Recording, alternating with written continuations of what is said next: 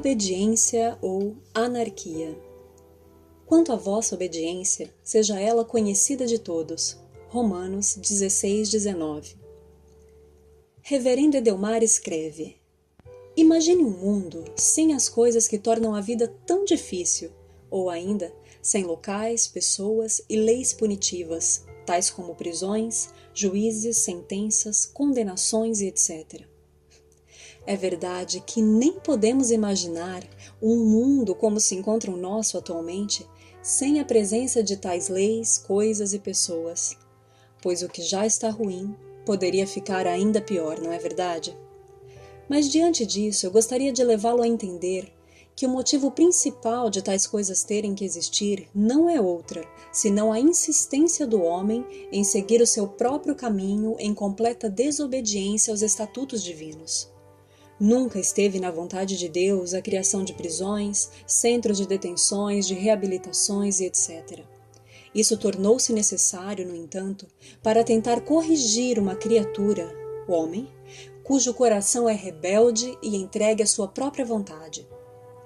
É fato que se os homens decidissem obedecer à vontade divina, em pouco tempo teríamos um mundo completamente diferente do que agora temos. As cadeias se tornariam locais vazios e sem necessidade alguma, pois genuínos servos de Deus não matam, não roubam, não estupram. As fábricas de cadeados e algemas entrariam em falência, pois homens obedientes a Deus não necessitam estarem presos. Os prostíbulos, cafetões, traficantes, etc. deixariam de existir, pois a obediência a Deus envolve fugir do pecado. A função de policial se tornaria obsoleta e absolutamente sem nenhuma necessidade, pois a quem prender, a quem castigar, a quem algemar, a quem proteger? Em termos mais particulares, imagine as mudanças que ocorreriam nas famílias e como essas mudanças afetariam toda a sociedade. Seria uma revolução sem precedentes na história humana.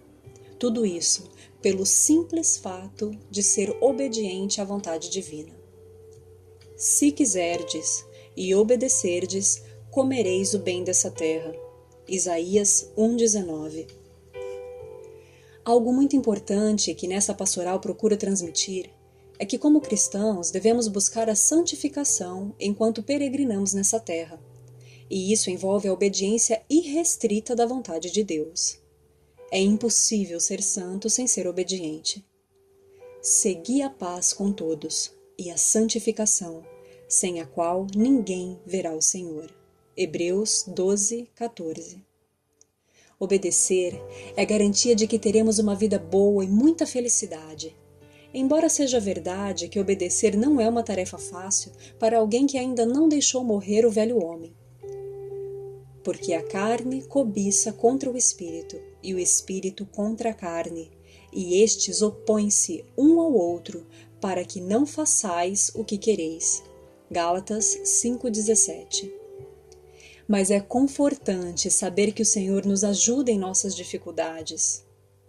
Obedecer é um estilo de vida, e como tal deve ser buscado de forma insistente, até que nos condicionemos a este tipo de vida, de forma tal que não venhamos a sentir prazer em absolutamente nada mais do que neste tipo de vida.